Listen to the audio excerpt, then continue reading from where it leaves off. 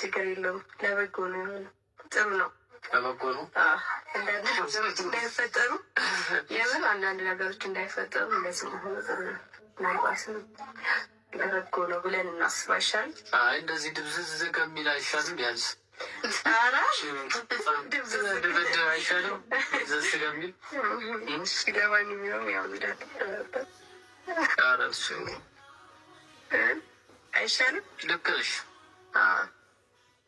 እናወራበታለን በኋላ እና ሙሽ ቁርስ በላ ወጣ። አሁን ደግሞ ከዛውን አንድ ላይ ደግሞ ትበላላችሁ ብዬ ከዛ በኋላ በቃ ጠፋ፣ በዛው ጠፋ። ይሁን በዓል እንዴት ነው? ወይፉ ያደክማል እንጂ ያደክማል። ብቻሽን ትዳንስ መጪታ